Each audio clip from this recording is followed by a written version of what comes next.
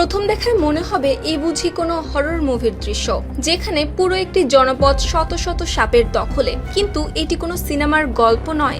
একদিকে টাইফুনের পর সৃষ্ট ভয়াবহ বন্যায় এখন পর্যন্ত পাওয়া গেছে অন্তত ৩৯ জনের মৃত্যুর খবর। অন্যদিকে ভেসে গেছে একাধিক সাপের খামার, আর সেখান থেকে লোকালয়ে ছড়িয়ে পড়ছে শত শত সাপ, যার অনেকগুলোই বিষধর কোবরা। ইতোমধ্যে সাপের কামড়ে এক নারীর মৃত্যুও হয়েছে। ধারণা করা হচ্ছে বন্যার পানিতে ভেসে আসা কোনো কোবরাই তাকে কামড়েছিল। এছাড়াও আরো কয়েকজন আহত হওয়ার খবর পাওয়া গেছে। চীনের দক্ষিণাঞ্চলের হেংঝু শহরে এখন বন্যার চেয়েও বড় আতঙ্ক ছড়াচ্ছে এসব বিষধর সাপ। সামাজিক যোগাযোগ মাধ্যমে ছড়িয়ে পড়া ভিডিওতে দেখা যায় বন্যার পানির উপর মাথা উঁচু করে রাস্তায় সাঁতার কাটছে সাপ। কোথাও আবার বাড়ির উঠোন, ঝোপঝাড় কিংবা দেয়ালের কোণে আশ্রয় নিচ্ছে সাপগুলো। প্রথমে বিষয়টিকে খুব একটা গুরুত্ব না দিলেও এখন পুরোপুরি সতর্ক অবস্থানে রয়েছে চীনা কর্তৃপক্ষ। রাতে অপ্রয়োজনে বাইরে না যাওয়ার নির্দেশ দেওয়া হয়েছে গ্রামবাসীদের। মোতায়েন করা হয়েছে বিশেষ সাপ ধরার দল।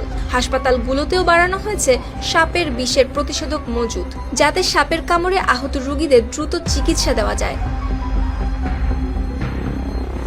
স্থানীয় গণমাধ্যমের তথ্য অনুযায়ী অন্তত ৯০০টি সাপ লোকালয়ে ছড়িয়ে পড়ে। তবে পরে দেখা যায় পরিস্থিতির ধারণার চেয়েও ভয়াবহ। সাপ ধরার দলের সদস্যরা জানান মাত্র ২ দিনেই তারা উদ্ধার করেছে ২ থেকে ৩ হাজার সাপ, যদিও এর বেশিরভাগই ছিল বিষহীন র্যাট সাপ। পরে সাপগুলোকে বিশেষজ্ঞদের কাছে হস্তান্তর করা হয়, যাতে সেগুলো নিরাপদ পরিবেশে ছেড়ে দেওয়া যায়। এদিকে বন্যার পানি কিছুটা কমতে শুরু করলেও মানুষ এখনো আতঙ্কিত, কারণ কেউ জানে না বিষধর সাপগুলোর সংখ্যা কত। সেগুলো কোন বাড়িঘর, ঝোপঝাড় কিংবা কাদার নিচে লুকিয়ে আছে জানা নেই কারো। কারণ চীনের অন্যতম বড় সাপ প্রজনন কেন্দ্র হিসেবে পরিচিত এই অঞ্চলে কয়েক বছর আগেও প্রায় ২ কোটি সাপ এবং ১৪,০০০-এরও বেশি সাপের খামার ছিল।